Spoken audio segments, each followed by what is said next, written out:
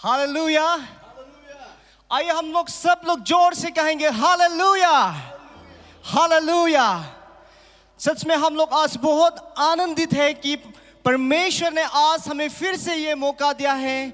और आज मैं आप सभी को स्वागत करता हूं कि इस ऑनलाइन सेवकाई में जितने लोग हमारे साथ जुड़े हुए हैं, हम आपको स्वागत करते हैं। आइए इस समय हम सब लोग मिलकर परमेश्वर की महिमा करेंगे, उसकी स्तुति करेंगे। आइए हम उसकी महिमा के लिए कुछ गाना गाकर हम परमेश्वर की आराधना करेंगे। आइए चाहे जितने लोग आज इस सेवकाई में जो रहे से जो जहां पे भी हो, आइए इस समय हम लोग सभी लोग आनंद से वो गाना गाकर परमेश्वर की आराधना करेंगे। यीशु तेरा नाम। आइए हम लोग सब लोग खड़े होकर ताली बजाकर परमेश्वर के आनंद से महिमा करेंगे। Amen. यीशु तेरा नाम सबसे ऊंचा है। यीशु तेरा नाम सबसे ऊंचा है। यीशु तेरा नाम, यीशु तेरा सबसे ऊंचा है। यीशु यीशु तेरा नाम सबसे ऊंचा है।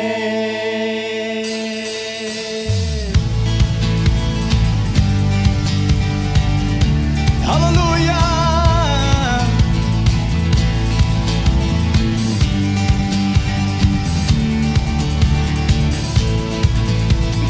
नाम में है मुक्ति, जिस नाम में है शांति, जिस नाम में है शांति, देता वो नाम चंगा है। हालेलुया। जिस नाम में है मुक्ति, जिस नाम में है शांति, नाम में है शांति, देता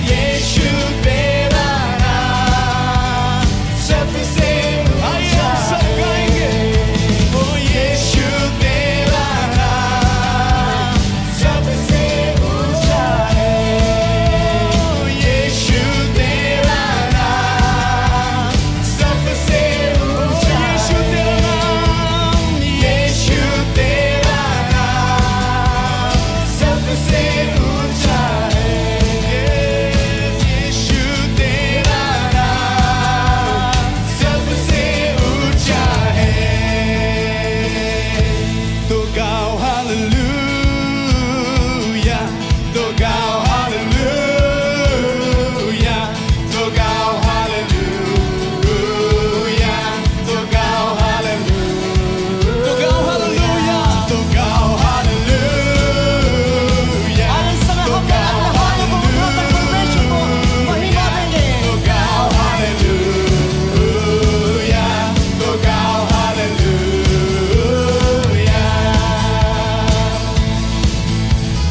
यीशु ने हमें छुड़ाया है पापों के जाल से, यीशु ने हमें बचाया है शैतान के जाल से, यीशु ने हमें छुड़ाया है पापों के जाल से, यीशु ने हमें बचाया है शैतान के जाल से।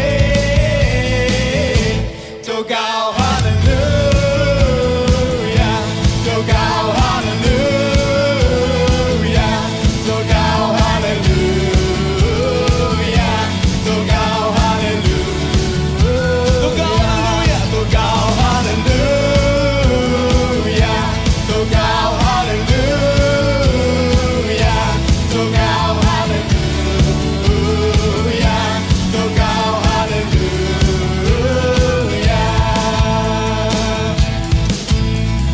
हमने शांति पाई है यीशु के नाम से, हमने पाई है क्षमा मुक्ति श्राप से, हमने शांति पाई है यीशु के नाम से, हमने पाई है क्षमा मुक्ति श्राप से। तो गाओ hallelujah, तो गाओ hallelujah, तो गाओ hallelujah, तो गाओ hallelujah, तो गाओ hallelujah, तो गाओ hallelujah, तो गाओ hallelujah, तो गाओ hallelujah।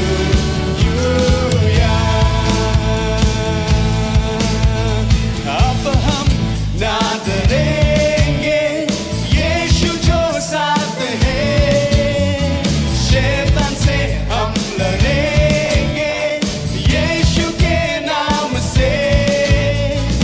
अब हम ना डरेंगे यीशु जो साथ है, शैतान से हम लड़ेंगे यीशु के नाम से। तो गाओ hallelujah, तो गाओ hallelujah, तो गाओ hallelujah, तो गाओ hallelujah, तो गाओ hallelujah, तो गाओ hallelujah, तो गाओ hallelujah, तो गाओ hallelujah। Shalom, shalom, शांति और सलाम लाए आपके नाम, shalom, शांति और सलाम, ये है यीशु का पैगाम। ओ shalom, शांति और सलाम हम लाए हैं आपके नाम, shalom, शांति और सलाम, ये यीशु का पैगाम। तो गाओ hallelujah, तो गाओ hallelujah, तो गाओ hallelujah, तो गाओ hallelujah, तो गाओ hallelujah, तो गाओ hallelujah, तो गाओ hallelujah, तो गाओ hallelujah, तो गाओ hallelujah, तो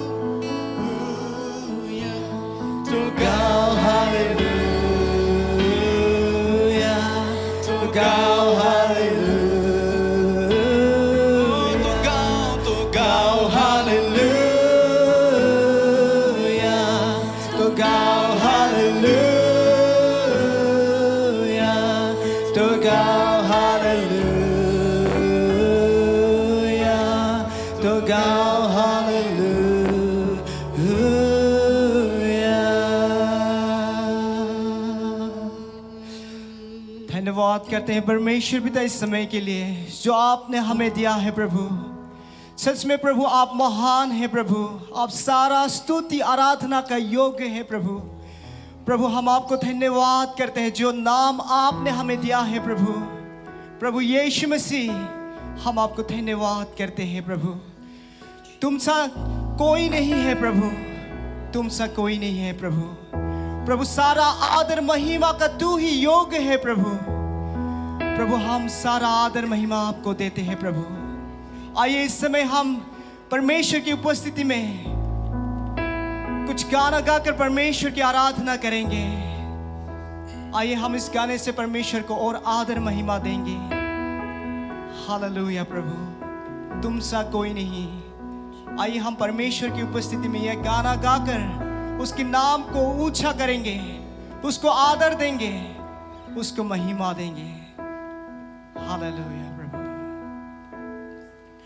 तुम सा कोई नहीं, तुम सा कहीं नहीं। सच में प्रभु हालेलुया। अब है पूरा यकीन, तुम सा कोई नहीं, तुम सा कोई नहीं, तुम सा कहीं नहीं। अब है पूरा यकीन, तुम सा कोई नहीं। यीशु यीशु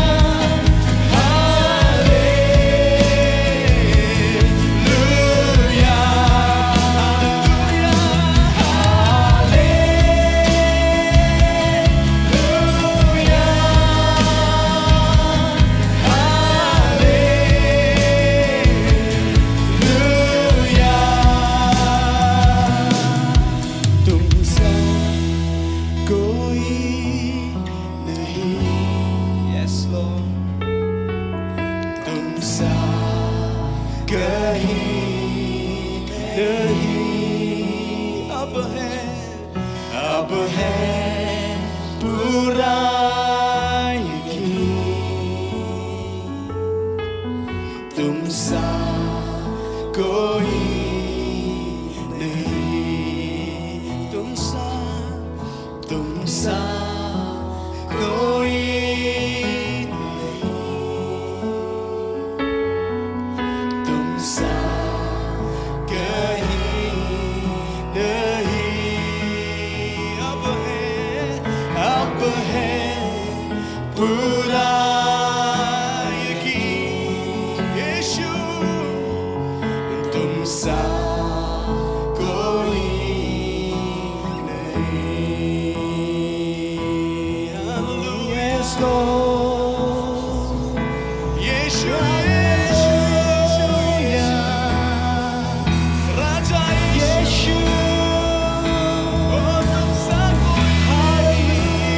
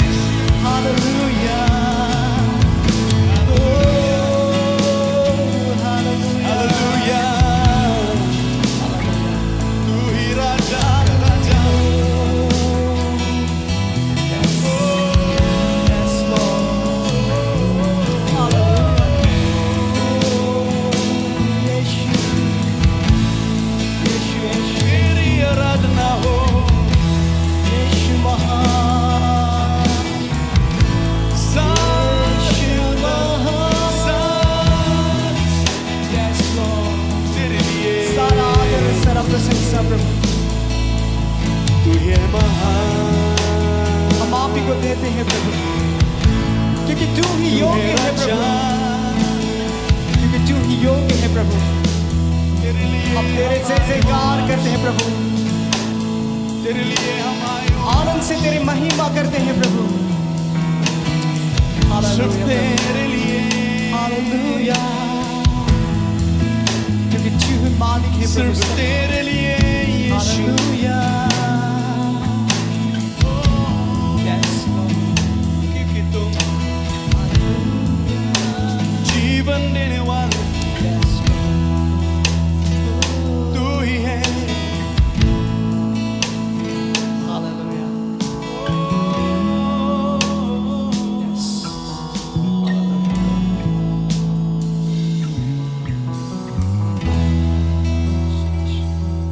आनंद देने वाले, हालेलुया, शांति देने वाले तू यीशु।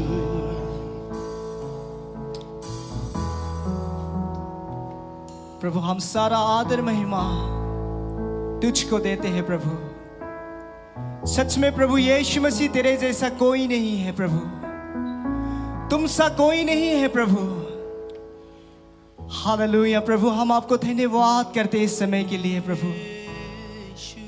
प्रभु तू है महान, प्रभु तू है महान प्रभु। Hallelujah hallelujah.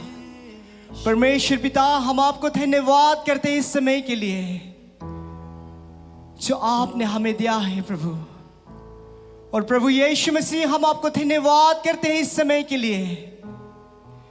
सच में प्रभु यीशु मसीह, तेरा नाम सब नामों से ऊंचा है, सब नामों से महान है, सब नामों से पवित्र है, सब नामों से मीठा नाम है। जिस नाम में हमें आनंद मिलते हैं, जिस नाम में हमें शांति मिलते हैं, जिस नाम में हमें आशा मिलते हैं, प्रभु यीशु मसीह, तेरा नाम सब नामों से ऊंचा है। तू ही सारा आराधना, सारा प्रशंसा, सारा स्तुति का योग्य है प्रभु। हम इस समय प्रभु आपके शरणों में आके ये सारा आदर महिमा आपके शरणों में रखते हैं प्रभु। धन्यवाद करते हैं प्रभु यीशु मसीह, आपके करुणा के लिए प्रभु, आपकी दया के लिए प्रभु, जो आप हमारे लिए किए हैं प्रभु। सच में प्रभु, तेरे उपस्थिति में हमें आनंद शांति मिलते हैं प्रभु। तेरे उपस्थिति में सब कुछ भरपूरी है प्रभु। प्रभु हम आपको धन्यवाद करते हैं प्रभु, तू ही सारा आदर महिमा का योग्य है। धन्य प्रभु यीशु तेरा नाम, पवित्र तेरा नाम। तू ही हमारा धार्मिकता है प्रभु, तू ही हमारा सब कुछ है प्रभु।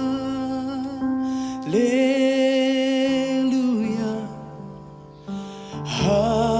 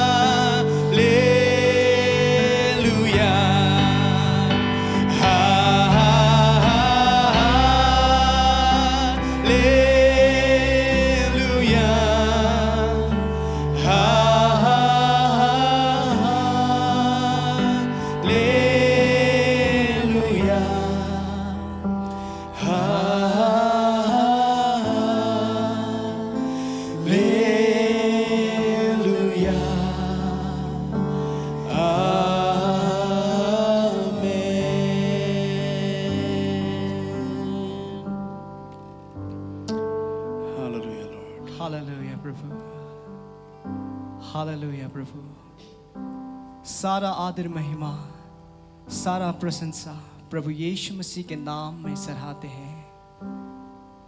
आमेन, आमेन।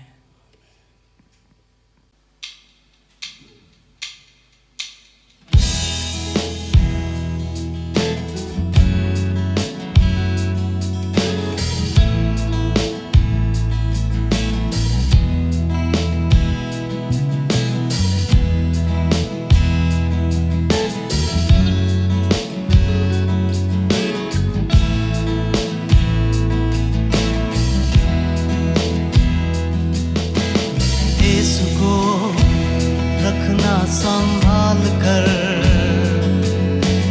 यीशु को रखना संभाल कर, यीशु को रखना संभाल कर, यीशु को रखना संभाल कर। जब कोई नहीं, कहीं नहीं, तब यीशु तू ही है। जब कोई नहीं, कहीं नहीं, तब यीशु तू ही है।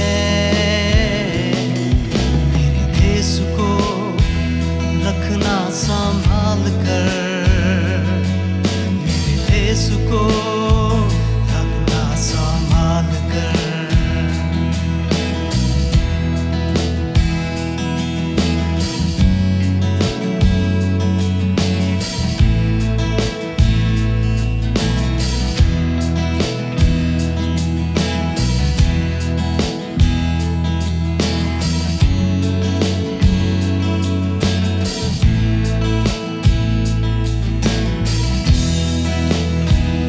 देश में रहे न्याय का राह, एक हो जाए हम सब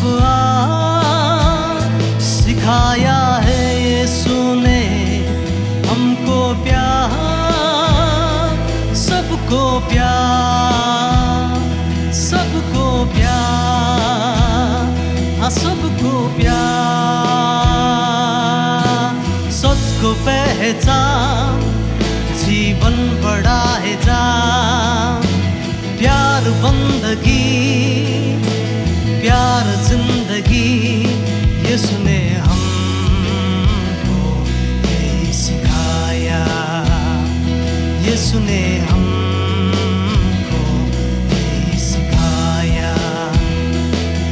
मेरे देश को रखना संभाल कर, मेरे देश को रखना संभाल कर, मेरे देश को रखना संभाल कर, मेरे देश को रखना संभाल कर।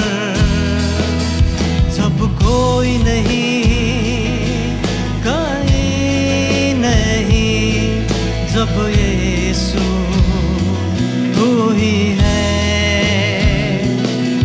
जब कोई नहीं, कहीं नहीं, तब यीशु तू ही है। मेरे देश को रखना संभाल कर, मेरे देश को रखना संभाल कर, मेरे देश को रखना संभाल कर, मेरे देश को रखना संभाल कर।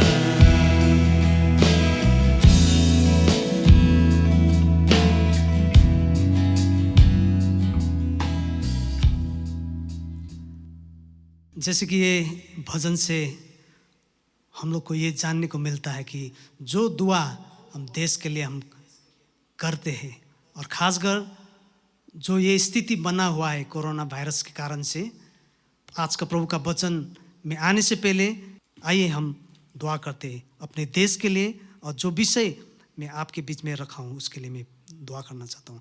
परमेश्वर, आपको मैं धन्यवाद देता हूँ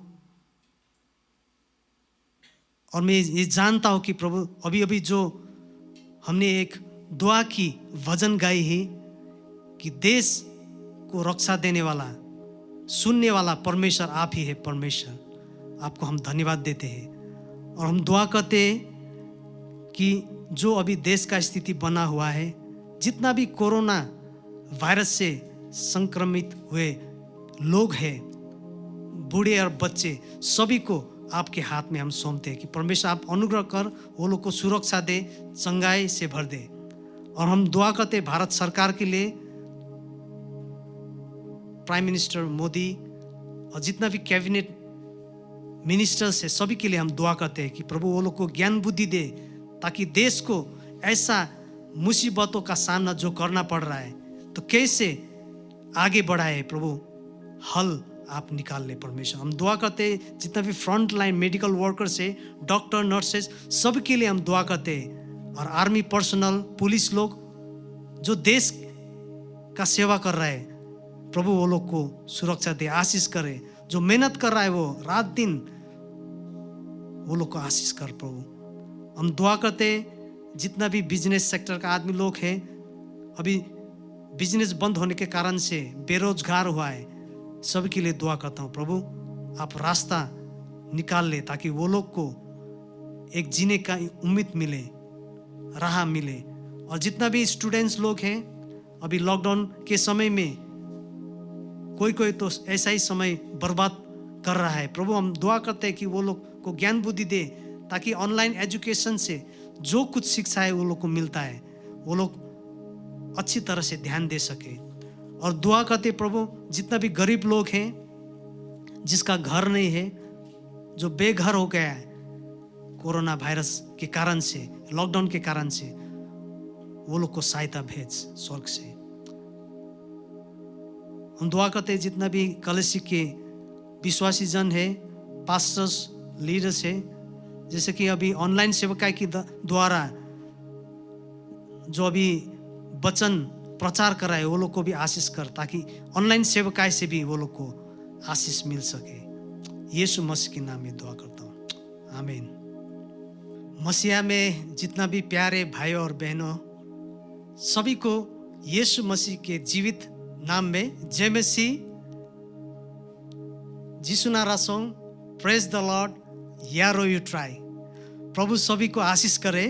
और खासकर आज के सेवकाई में आपको स्वागत करता हूँ। ये ऑनलाइन सेवकाई के माध्यम से जैसे हम जुड़ रहे हैं, और हमको विश्वास है कि गए दिनों में भी आपको बहुत अच्छे आशीष मिला है, और आज के दिन में भी प्रभु आपको आशीष करने वाला है। हालेलुया। मैं सबसे पहले परमेश्वर को धन्यवाद देना चाहता हूँ, और पिंथोर चर्च का जितना भी पास्टर्स, लीडर्स लोग हैं, विश्वासी जन और वर्शिप टीम को मैं विशेष धन्यवाद देना चाहता हूँ आराधना और स्तुति में अगुवाई करने के लिए। और आइए हम आगे बढ़ते हैं प्रभु की वचन की ओर। मैं पढ़ना चाहता हूँ सबसे पहले भजन संहिता 147 का 3 पद में। इसमें ऐसा लिखा गया है, परमेश्वर उनके टूटे मनों को चंगा किया करता और उनके घाव पर पट्टी बांधता है। परमेश्वर चंगाई करने वाला है, और आज का विषय भी वही है। मेरा विषय यही है कि चंगाई की अनुग्रह, हीलिंग ग्रेस। प्रभु चंगाई करता है, वो हम लोग को अनुग्रह करता है, चंगाई करता है। तो आगे बढ़ने से पहले मैं अपना जीवन गवाही में आपके बीच में बांटना चाहता हूँ, किस तरह से प्रभु ने हमको चुना है उसके राज्य में। प्रभु में आने से पहले जब मैं क्लास 12 में था, हमको एक बीमार हो गया था, मेडिकल टर्म में स्पॉन्टेनियस न्यूमोथोरैक्स बोलता है। उसके कारण से, जो हम डबल निमोनिया भी बोलता है, उसके कारण से मेरा दाएं फेफड़ा बिल्कुल मर गया था, खाली मेरा बाएं फेफड़ा काम कर रहा था। तो ऐसा स्थिति में गैंगटोक STNM हॉस्पिटल में भर्ती हुआ था।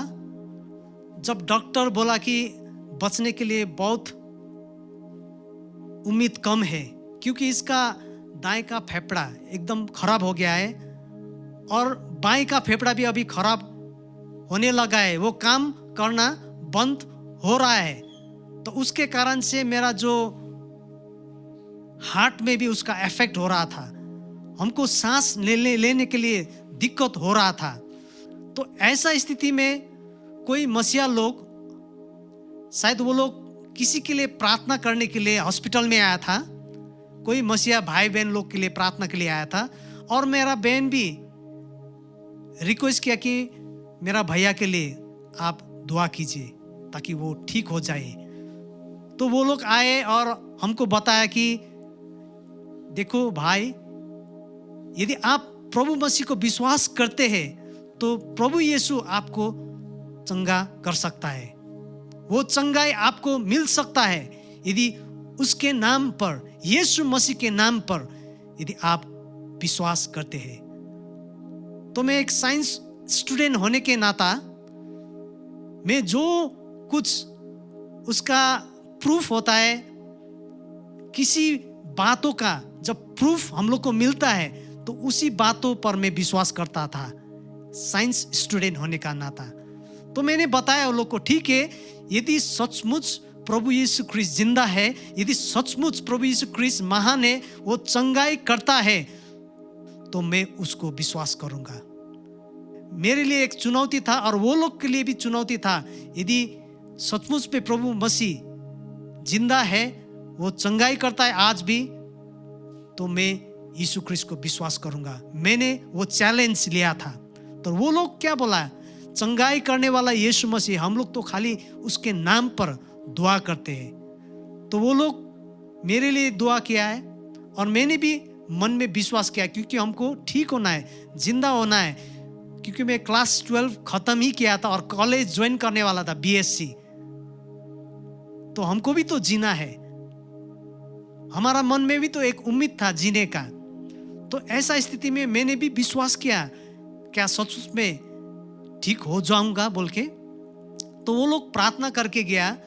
2 दिन के बाद में डॉक्टर बोला एक्सरे करना पड़ेगा। ताज्जुब की बात ये थी कि जो 2 दिन पहले मेरा दाएं फेफड़ा बिल्कुल मरा हुआ था, वो फिर एकदम नॉर्मल हो गया था। हालेलुया, बिल्कुल ठीक हो गया था। और डॉक्टर भी ताज्जुब हो गया उसको, अरे ये कैसे हो सकता है। कुछ थोड़ा तो इम्प्रूवमेंट होने से भी हम लोग बोलता था कि अच्छा हो रहा है, लेकिन ये तो बिल्कुल इसका फेफड़ा तो एकदम नया जैसा हो गया है, ये तो ऐसा नहीं था। तो 2 दिन पहले का रिपोर्ट जो MBBS स्टूडेंट है वो लोग को दिखाया। देखो 2 दिन पहले उसका स्थिति ऐसा था, लेकिन 2 दिन के बाद में ये तो बिल्कुल ठीक हो गया है। कभी कभी मेडिकल वर्ल्ड में मिरेकल भी होता है बोल के डॉक्टर ने वो MBBS स्टूडेंट को बताया। तो वही एक मिरेकल था जिसके कारण से प्रभु मसीह को मैंने पाया है। और मैंने 3 सितंबर 1999 में 1999 में प्रभु को अपने जीवन में ग्रहण किया है। और उसी साल 17 दिसंबर 1999 में पानी का बपतिस्म लिया है। उस दिन से आज तक प्रभु ने हमको स्वास्थ्य दिया है, जीवन दिया है, और आपके बीच में अभी भी मैं जिंदा हूं। नहीं तो उसी समय मेरा जीवन का अंत होता था यदि मैंने प्रभु मसीह को विश्वास नहीं किया था। तो मैं वही पढ़ रहा था, भजन संहिता 147 का 3, परमेश्वर उनके टूटे मनों को चंगा किया करता और उनके घाव पर पट्टी बांधता है। प्रभु मसीह प्यार का परमेश्वर है। उसने हमसे इतना प्यार किया कि अपने बेटे को हमारे लिए दे दिया। हमको मालूम कि यूहन्ना 3:16 में वही लिखा है, परमेश्वर ने जगत से इतना प्यार रचा कि उसने अपने एकलौते पुत्र को दे दिया है ताकि उस पर जो विश्वास करे वे नाश न होए परंतु वो अनंत जीवन पाए। तो प्रभु का प्यार इतना बड़ा है, ये हमको समझने को मिलता है कि वो हम लोग को अनुग्रह करता है, चंगाई करता है। जब उसको हम जब भी पुकारते हैं वो हमेशा हमारे सुनते हैं। तो कुछ बातें आप लोग के बीच में मैं रखना चाहता हूं कि परमेश्वर हमारे लिए क्या सोचता है, हमारे जीवन के लिए क्या सोचता है। यदि आप अपने जीवन के लिए कुछ सोच रहे हैं, कुछ योजनाएं बना रहे हैं, हमको लगता है कि हम सबका जीवन में ऐसा होता है, परिवार में होता है, जैसे कि माँ बाप अपना बच्चे के लिए एक योजनाएं बनाता है, एक सपना रखता है। जैसे कि हम जानते हैं कि LIC, बच्चा के लिए LIC का भी अकाउंट खोलता है ताकि भविष्य उसका अच्छा हो, उज्जवल भविष्य हो बोल के माताजी और पिताजी अपने बच्चों के लिए, बच्चों के भविष्य के लिए कुछ सोचता है। क्या आप और हमने ऐसा सोचा है? जिसने आप और हमको बनाया है वो हमारे लिए क्या सोच रहा है? उसने तो हम लोग को बनाया है, लेकिन उसका उद्देश्य क्यों हम लोग को बनाया है, हम लोग के लिए वो क्या सोच रहा है? क्या आप और हम जानते हैं? तो कुछ बातें मैं आपके बीच में मैं रखना चाहता हूं। शायद प्रभु आपका जीवन में वो आशीष का कारण आपके लिए बन सकता है, क्योंकि मेरा आज टॉपिक भी वही है, हीलिंग ग्रेस, चंगाई की अनुग्रह। तो सबसे पहला जो सत्य है कि प्रभु आप और हमारे लिए क्या सोच रहा है, क्या चाहता है, तो ये है कि क्योंकि उसकी अनुग्रह से बाइबल कहती है वी आर एक्सेप्टेबल। अंग्रेजी में ऐसा लेके, हम स्वीकार्य है, हमको स्वीकार किया गया है। परमेश्वर ने हम जैसे है वैसे ही आप और हमको स्वीकारा है। वो प्रभु नहीं देखता है कि कोई काला है, कोई गोरा है, कोई गरीब है, कोई धनी है। ये तो मनुष्य ही इसका विभाजन लेके आया है। गरीब बोलता है, धनी बोलता है, कोई नाटा, कोई लंबा, आदमी लोग ही ये विभाजन को लेके आया है। लेकिन परमेश्वर ने जब आप और हमको बनाया है, उसका उद्देश्य यही था कि सबको एक ही तरह से प्यार करता है। मेरा भजन भी वही कहता था कि प्रभु सबको प्यार करना चाहता है, सबको न्याय देना चाहता है। वो भजन भी वही बोल रहा था। तो मैं बाइबल से कुछ पढ़ना चाहता हूं। पहला पत्रुस का 2:9 में इसमें लिखा है कि परमेश्वर स्वयं तुम्हें चुना है, परमेश्वर स्वयं तुम्हें चुना है। परमेश्वर ने हम लोग को चुना है, हमने परमेश्वर को नहीं चुना है। परमेश्वर ने हम लोग को चुना है, हम लोग को बनाया है एक उद्देश्य से। और हम लोग ये देखते कि आज के दिनों में कि हम लोग को लगता है कि मैं कुछ काबिल का नहीं हूं, लायक का नहीं हूं, और इसी कारण से हम देखते कि आदमी लोग सुसाइड करता है।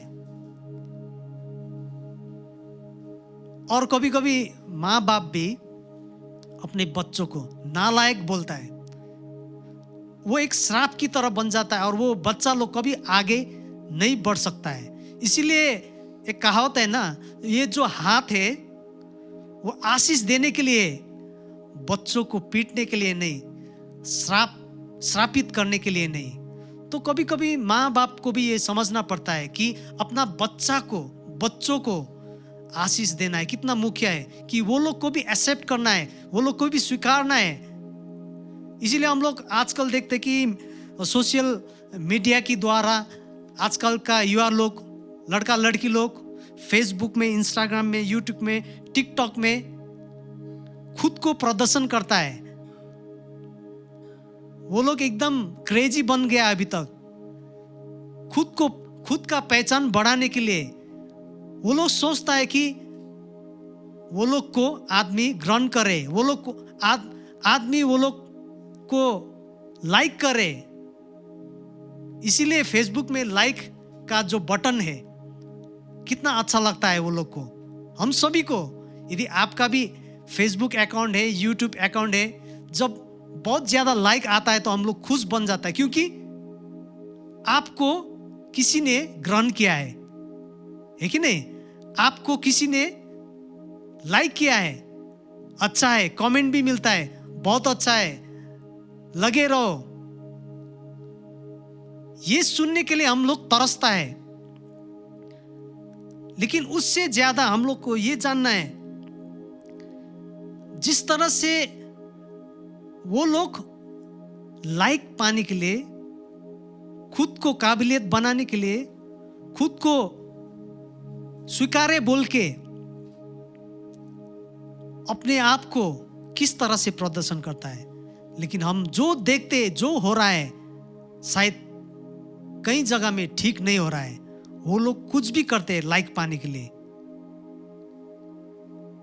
कुछ भी करते हैं, गलत तरीका से भी खुद को प्रदर्शन करता है लाइक पाने के लिए, खुद को बढ़ावा देने के लिए। और उसमें धोखा भी हम लोग देखता है, बहुत धोखा हुआ है। यदि कोई डिसलाइक करता है, यदि कोई उसको स्वीकार नहीं करता है, बुरा कमेंट देता है, कोई तो उसी से भी सुसाइड करता है, क्योंकि वो लोग नहीं चाहता है कि वो लोग का जीवन में कोई बदखुआ हो, कि बुरा शब्द कोई प्रयोग करे। वो लोग हमेशा चाहते कि वो लोग को स्वीकारे। तो परमेश्वर ने आप और हमको कितना प्यार किया है।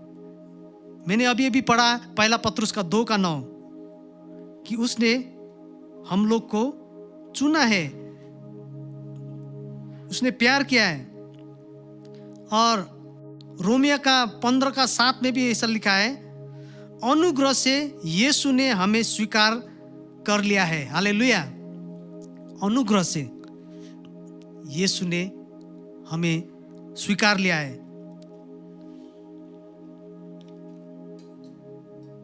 और दूसरी मैं सत्य को रखना चाहता हूं कि प्रभु की अनुग्रह से हम लोग ये जान सकता है कि वी आर वैल्यूएबल, हम मूल्यवान है।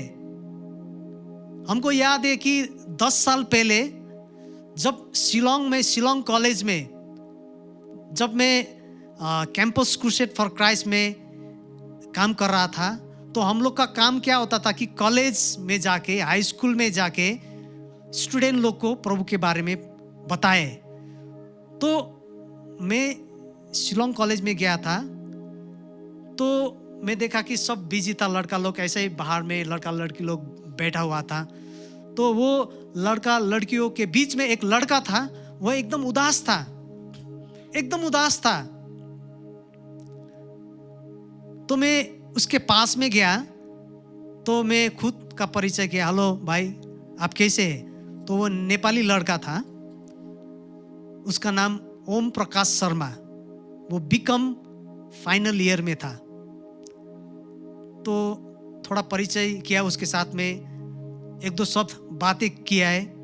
तो उसके बाद में मैंने प्रभु का वचन के बारे में मैं बोला कि क्या मैं आपको प्रभु के बारे में कुछ बता सकता हूँ, आपके पास में 2-3 मिनट है? तो उसने बताया ठीक है आप बताइए। तो मैंने पहले क्या बोला कि परमेश्वर आपको प्यार करता है और आपके जीवन के लिए उसका एक सुंदर योजना है। जब वो शब्द मैंने चलाया, वो बोला कि नहीं, हमको कोई प्यार नहीं करता है। उसने बताया हमको नहीं लगता है कि परमेश्वर हमको प्यार करता है। तो मैं तो एकदम सरप्राइज हो गया, अरे क्यों ऐसा बोल रहा है? तो मैंने बताया आप क्यों ऐसे बता रहे कि आपको परमेश्वर प्यार नहीं करता है? तो उसने बताया, यदि परमेश्वर हमको प्यार करता तो मेरे जीवन में जो घटना हुआ है शायद वो ऐसा घटना नहीं घटा। तो मैं प्रभु का वचन को छोड़ के उसके बारे में सुनने लगा। तो बताइए, एटलीस्ट हमको बताइए कि आपका जीवन में क्या हुआ था। तो उसने बताना शुरू किया। तो वो बोला कि जब मैं छोटा था मेरा माँ बाप गुजर गया, और जब मैं 6 साल का था कुत्ता उसको काट लिया और उसका फेस इतना बिगड़ गया था। उस टाइम में भी जब उसको मिला उसका फेस तो एकदम इधर से कटा हुआ जुड़ा हुआ था, स्टिच किया हुआ था। मतलब वो बोल मैं बदसूरत बन गया, मेरा जिंदगी खराब हो गया। और जब वो कॉलेज पहुंच गया था, जिस टाइम में उसको मैं मिला था, वो क्या बोला, यदि परमेश्वर सचमुच में होता, वो हमको प्यार करता, तो हमको ऐसा बीमारी क्यों होता था? तो क्या बोला, क्या हुआ आपको? तो बोला कि हमको ब्रेन ट्यूमर हुआ है। बचपन में ही माँ बाप गुजर गया, 6 साल में कुत्ता काटा और मेरा फेस बिगाड़ दिया।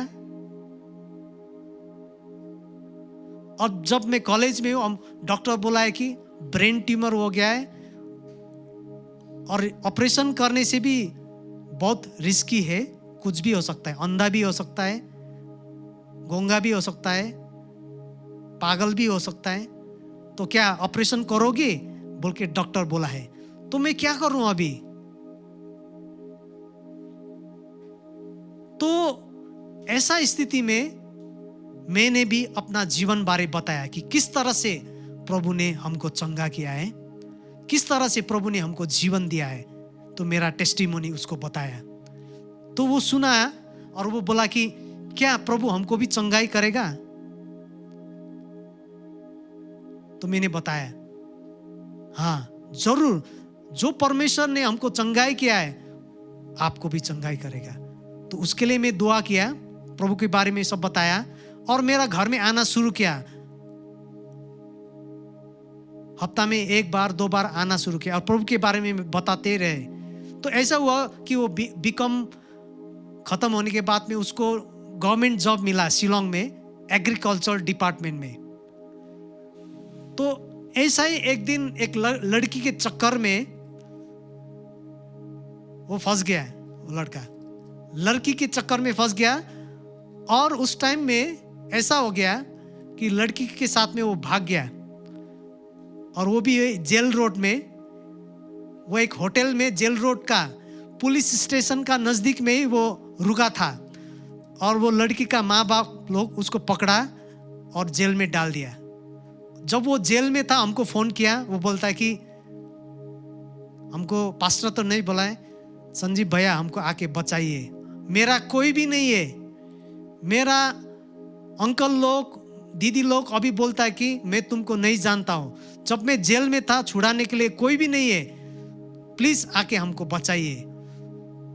हमको भी डर लगा थोड़ा, क्योंकि मैं भी कभी जेल नहीं गया हूँ। तो उसके लिए जाने से शायद हमको भी डाल देगा क्या जेल में, फिर कुछ होने से बोल के मन में तो आया। फिर भी मैं बोला ठीक है, यीशु मसीह के नाम में प्रभु का प्यार जो हमको करना है, मैं मन में ही बोला हमको जाना पड़ेगा ऐसा स्थिति में। तो मैं गया, बातचीत किया, पुलिस से बातचीत किया है।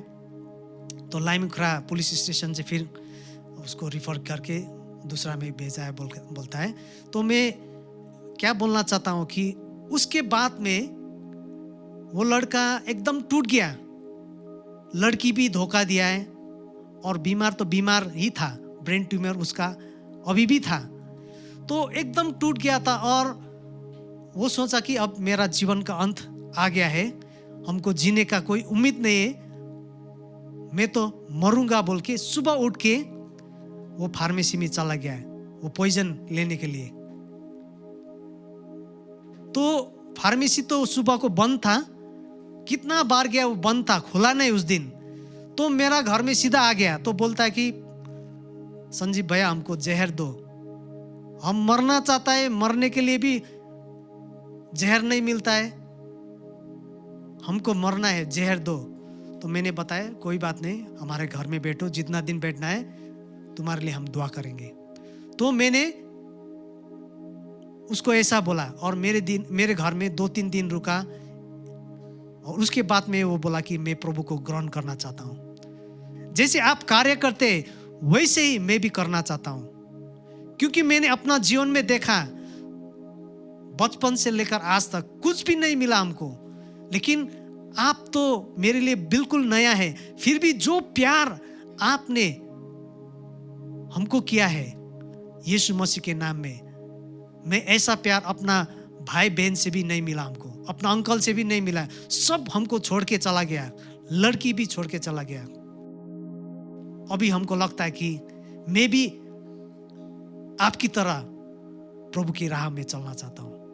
तो उसको प्रभु में मैंने प्रार्थना से दोहराया और वो चला गया। तो 5 साल के बाद में उसको मिला। वो हमको फोन किया, संजय भैया आपको मैं एक खुशखबरी देना चाहता हूँ, 5 साल के बाद में। तो उसने फोन करके मैंने बताया ठीक है घर में आके बता दो क्या है। घर में आया, घर में आने के बाद में उसने बताया किस तरह से प्रभु ने उसको आशीष किया है। 5 सालों के बीच में वो बोल रहा था कि मैं अभी आपकी तरह प्रभु का काम कर रहा हूँ। हालेलुया। मिजोरम में इवेंजलिस्ट वो बन गया था। वो गवर्नमेंट जॉब सब कुछ छोड़ के प्रभु की कार्य के लिए, इतना हमको सुकून मिलता है, इतना हमको शांति मिलता है, वो बोल रहा था। और प्रभु को धन्यवाद दिया हम लोग मिलके। और उसके बाद में आज तक नहीं मिला हूं, लेकिन हमको ये विश्वास है कि जिस तरह से उसने प्रभु को पाया, कैसा स्थिति था, वो बोल रहा था कि वो मूल्यवान नहीं है, वो बेकाम का है, उसके लिए सब कुछ खत्म हो गया था। लेकिन मैं क्या कहना चाहता हूं, जो कुछ भी उसके जीवन में मैंने देखा है और मेरे जीवन में प्रभु जो अनुग्रह किया है, और ये कार्यक्रम को, ये सर्विस को जो भी देख रहे हैं अभी, मैं आपको भी मैं बोलना चाहता हूं, जब आप प्रभु में आते हैं, प्रभु में कुछ भी असंभव नहीं है। हालेलुया। कोई भी बातें असंभव नहीं है प्रभु के लिए। चाहे कोई भी बीमारी है, कोई भी स्थिति क्यों ना हो, प्रभु की नजर में आप मूल्यवान है, आप वैल्यूएबल है। और प्रभु का एक वचन में पढ़ना चाहता हूं, 1 यूहन्ना का 4 में लिखा है, तुम परमेश्वर के हो, क्योंकि जो तुम में है वो उससे जो संसार में है बड़ा है। हालेलुया। प्रभु में जब हम आते हैं, हम मूल्यवान है, हम इतना सस्ता नहीं है। प्रभु खुद बोल रहा है तुम परमेश्वर के हो, क्योंकि जो तुम में है, हमारा अंदर में जो है यीशु मसीह है। जिसके पास में यीशु मसीह है, संसार में जो है उससे बड़ा तुम्हारा दिल में, जीवन में है। प्रभु का वचन हम लोग को बोलता है, जो यीशु को विश्वास करता है। यदि आप भी अपना जीवन में यीशु को अपनाता है, तो आपके लिए भी वही शब्द है प्रभु का वचन, कि जो प्रभु मसीह आपके जीवन में आएंगे, वो संसार का जितना भी धन दौलत, ज्ञानी बुद्धिमान लोग हैं, उससे बड़ा धन आपका जीवन में प्रभु है, तो उससे बड़ा आपका जीवन में है। और तीसरा सच, प्रभु का अनुग्रह से हम प्यारे हैं। We are lovable. प्रभु में हम प्यारे हैं। प्रभु ने हम लोग को प्यार किया है। परमेश्वर ने हमको इतना प्यार किया कि अपने एक लौते पुत्र को दे दिया है, ताकि जो उस पर विश्वास करे वो नाश ना होए। मैं पहले भी बोल रहा था कि प्रभु हम लोग को इतना प्यार किया है। प्रभु का वचन ये भी बोलता है, कौन सा ऐसा दोस्त होगा दोस्त के लिए जान दे सकता है। आजकल का जमाने में तो धोखाधड़ी है। अभी हम लोग को न्यूज़ में किसी के बारे में दिखा रहा है कि किस तरह से धोखाबाज हो रहा है प्यार में। तो मैं क्या बोलना चाहता हूं कि प्रभु में ऐसा धोखाधड़ नहीं है। प्रभु ने हम लोग को इतना प्यार किया, अपना जीवन दे दिया, वो सबसे बड़ा प्यार है। प्रभु का वचन भी बोलता है इससे बड़ा प्यार और कुछ नहीं हो सकता, इससे बड़ा बलिदान कुछ नहीं हो सकता कि जिसके लिए, जो दोस्त के लिए अपना जान दे सकता है, उससे बड़ा प्यार और कुछ नहीं हो सकता है। तो मैं एक दूसरा भाई के बारे में मैं बताना चाहता हूं। हमारा एक बिलीवर है नाम बहादुर छेत्री। प्रभु में आने से पहले बहुत बड़ा शराबी था। हमको मालूम है पहली बार जब हम उसको मिला था, उसका एक छोटा क्वाई का दुकान था, एकदम काला था और खासी शॉल पहना हुआ था, एकदम मतलब देखने से भी एकदम कैसा ऐसा लगता था कि उसका जीवन में शांति नहीं है, कुछ भी नहीं है जैसा लगता था। और बोलने का समय में भी उसका कुछ होश नहीं था, क्योंकि ज़्यादा शराब पीने का कारण से उसका कुछ होश नहीं होता था, होश में नहीं होता था। तो एक कॉन्ग हमको लेके गया है, हम गया था, पास्टर स्टैनली वॉर भी गया था प्रे करने के लिए। एक बार में प्रे किया है, तो दूसरा बार में भी हम लोग गया था। तो इस तरह से हम प्रभु का बारे में हम लोग बताना शुरू किया है। तो प्रभु ने हम लोग को बुद्धि भी दिया है कि ऐसा स्थिति में इसके लिए क्या करना है बोल के हम लोग उसको आशा भवन में भी हम लोग लेके गया, उसको रखा, ताकि उसका जीवन में कुछ सुधार आए, जो शराब पीता था उससे छुटकारा मिले बोल के। 1 साल तक उधर वो रहा और हम लोग भी बीच में मिलने के लिए जाता था, प्रार्थना कर रहा था। तो हम क्या देखा कि 1 साल के बाद में वो बिल्कुल बदल गया। 1 साल के बाद में जब आशा भवन से बाहर निकला तो हम लोग उसका घर में गया, तो उसके लिए दुआ किया है और उसने बोला कि मैं भी प्रभु के राहों में चलना चाहता हूँ, प्रभु को पाना चाहता हूँ। तो उसने भी प्रभु को पाया और पानी का बपतिस्म भी लिया।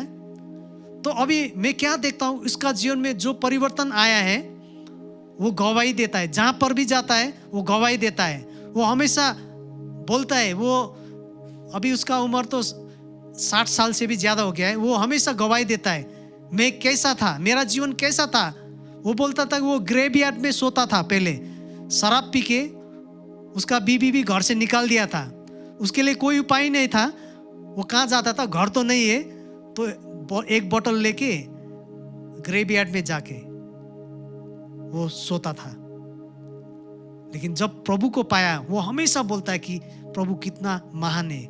कोई नहीं पूछता था उसको, शराबी है बोल के सब नीचा देखता था उसको, लेकिन अभी जब प्रभु में आया है उसका जीवन बदल गया है। हालेलुया। और सबसे बड़ी बात क्या है कि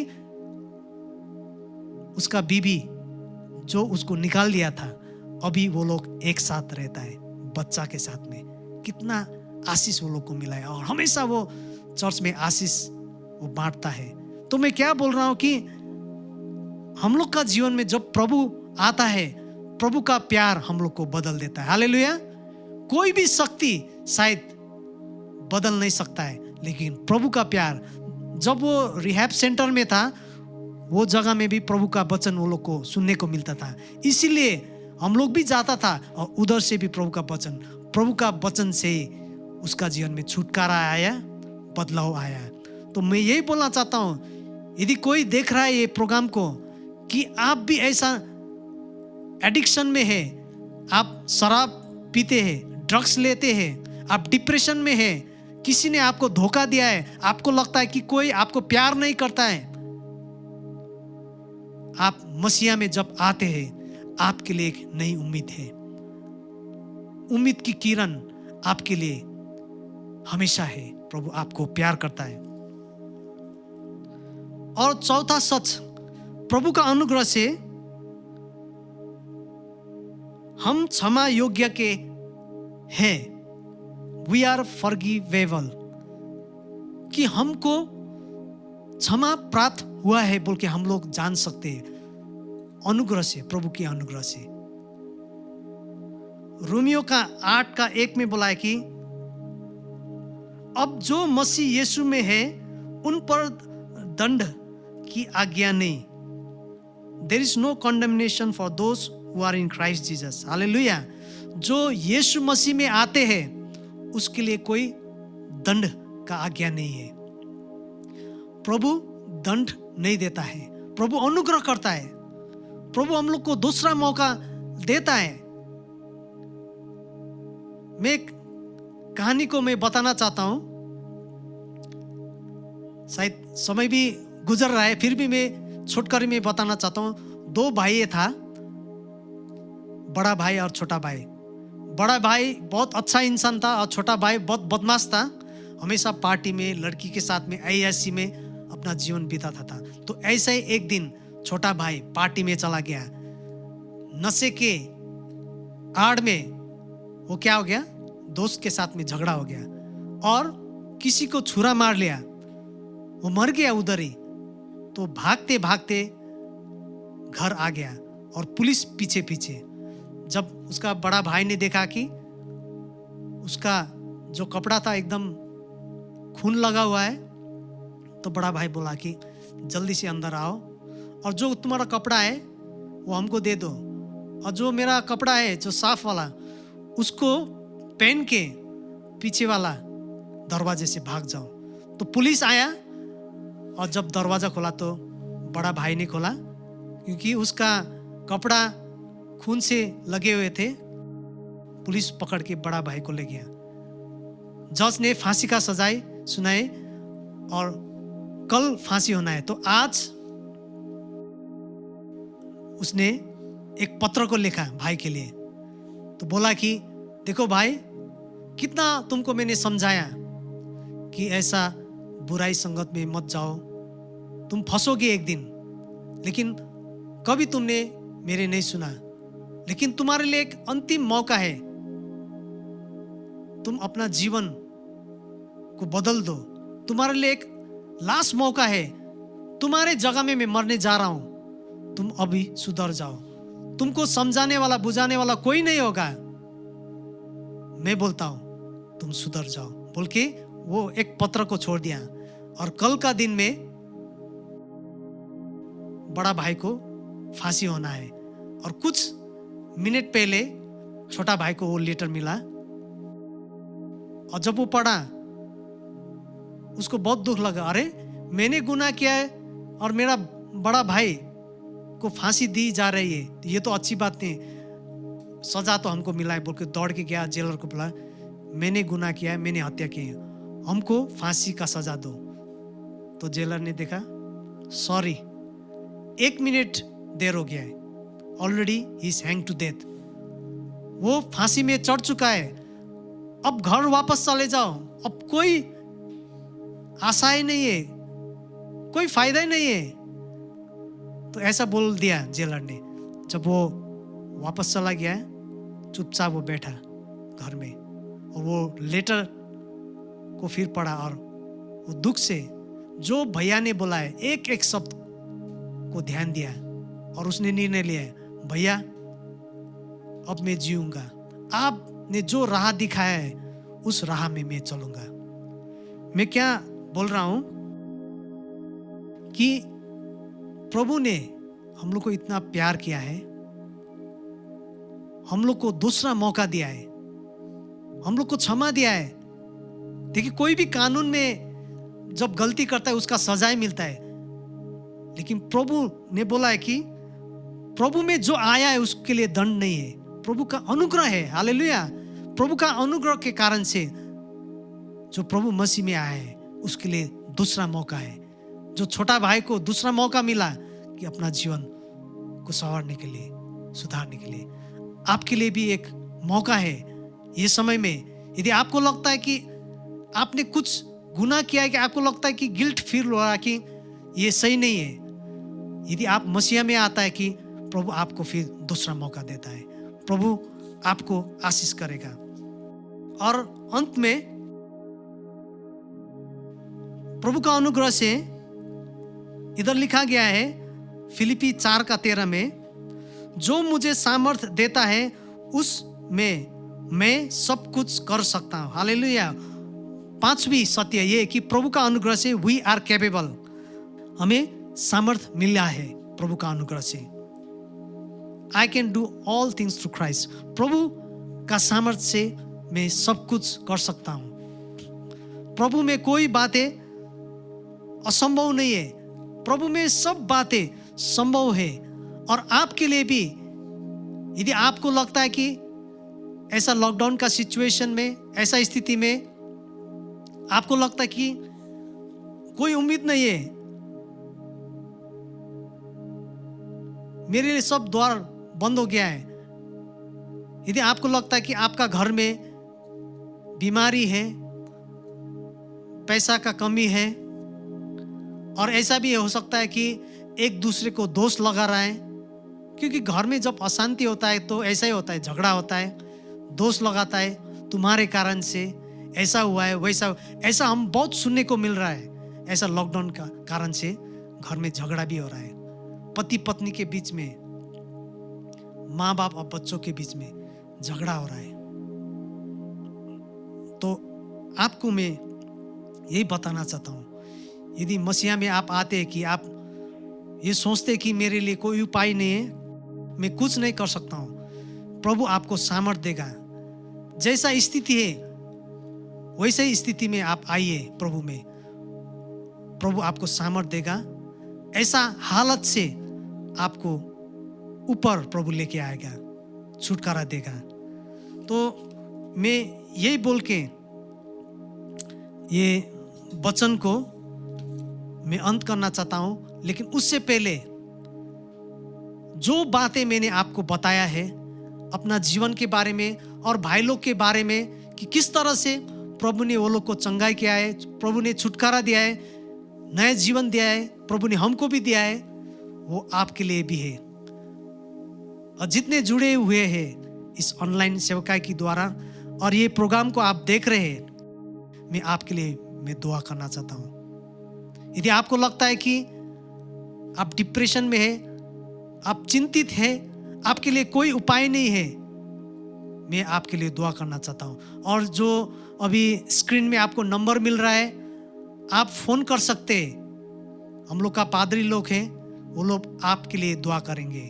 कोई भी समस्या क्यों ना हो, यदि आप अभी जॉबलेस है, आपका कोई काम नहीं है, कार्य नहीं है, हो सकता है कि आप बीमार है, आपका घर में शायद कोरोना का मरीज है, ऐसा भी हो रहा है कि अभी समाज से भी क्वारंटाइन होने के कारण से अभी जो स्टिक में आप बोलता है कि आपको नीचा देख रहा है, आपको लगता है कि ऐसा क्यों हो रहा है, आपको एकदम नीचा फील हो रहा है, ऐसा आप है तो प्रभु में आइए। आप फोन कर सकते हैं, जो नंबर दिया गया है आप फोन कर सकते हैं। कोई भी समस्या क्यों ना हो, प्रभु आपको राह दिखाएगा, प्रभु आपको चंगाई करेगा। तो मैं आपके लिए मैं अभी दुआ करना चाहता हूँ। जो कुछ आपने सुना है आज के दिन में, वो आपके लिए भी है। प्रभु आपको भी चुनना चाहता है, प्रभु आपको भी प्यार करना चाहता है, आपको भी चंगाई करना चाहता है, आपको भी शांति देना चाहता है, और आपको भी जीवन में सफलता देना चाहता है जब आप उसके चरणों में आते हैं। आइए हम दुआ करते हैं। परमेश्वर, आपको हम धन्यवाद देते हैं इस समय के लिए कि आपने जो प्यार हमको किया है प्रभु, जो बहुतायत का जीवन, शांति, आनंद और प्रेम जो आपने हमको किया है, उसके लिए धन्यवाद देता हूँ। और जो लोग जुड़े हुए हैं इस ऑनलाइन सेवकाई के द्वारा, सभी को आशीष कर प्रभु, ताकि जो बातें आपके वचनों से सुना है, जीवन गवाही से सुना है प्रभु, शायद वो लोग का जीवन में भी ऐसा ही घटना घट रहा है। तो प्रभु हम प्रे करते, हम प्रार्थना करते, विनती करते, ताकि वो लोग का जीवन में भी आप वही चंगाई, वही शांति और वही छुटकारा लेके आए प्रभु। चंगाई कर, जो भी बीमारी है, जिसका घर में कोरोना मरीज है, शायद अपना पिताजी हो सकता है, मम्मी हो सकता है, भाई बहन लोग जो भी है, वो लोग को चंगाई कर प्रभु। और जो डिप्रेशन में है, जो चिंता में है, जिसको लगता है कि उसके लिए कोई जीने का उम्मीद नहीं है प्रभु, जो ड्रग्स और जो नशा में है, जो शराब के कारण से वो एडिक्ट हुआ है वो लोग के लिए भी दुआ करते हैं प्रभु, वो लोग को भी आप चंगाई कर प्रभु। और जिसका घर में अशांति है, झगड़ा होता है प्रभु, शांति से भर दे, मेल मिलाप आप दे दे परमेश्वर। धन्यवाद परमेश्वर ये समय के लिए, सभी को आशीष कर यीशु मसीह के नाम में, आमीन। परमेश्वर को हम धन्यवाद देते हैं जो बहुतायत का जीवन उसने हम लोग को दिया है और जो भरपूरी का आशीष हम लोग को दिया है, उसके लिए हम धन्यवाद करते हैं। आइए इस समय हम लोग भेटी को हम इकट्ठा करते हैं, जहाँ पर भी है आप घर में है, आइए हम सब मिलके प्रभु को हम ये दान अर्पण करते हैं। आइए हम लोग दुआ करते हैं। परमेश्वर आपको हम धन्यवाद देते हैं, ये आशीष का वचन जो आपने हम लोग को दिया है आज के दिन में, और हमको विश्वास है सभी ने आशीष पाया है, और वही आशीषों में से कुछ हिस्से प्रभु आज एक दान के रूप में आपके राज्य के लिए हम चढ़ा रहे हैं। प्रभु इसको आप आशीष कर, ताकि ये आपके राज्य के लिए, राज्य के सुसमाचार के लिए प्रयोग हो सके। सभी को आशीष कर जो ये दान को दे रहा है, और वही जो दे नहीं सकता है उसको भी आशीष कर, ताकि वो आपके राज्य के लिए और दे सके आने वाले दिनों में। सभी को आशीष कर यीशु मसीह के नाम में, आमीन। और हम आशीष की प्रार्थना करेंगे। पिता परमेश्वर के प्रेम और यीशु ख्रीष्ट के अनुग्रह और पवित्र आत्मा का अगुवाई हम लोग के साथ में सदा के लिए बने रहे, यीशु मसीह के नाम में, आमीन। जय मसीह सभी को।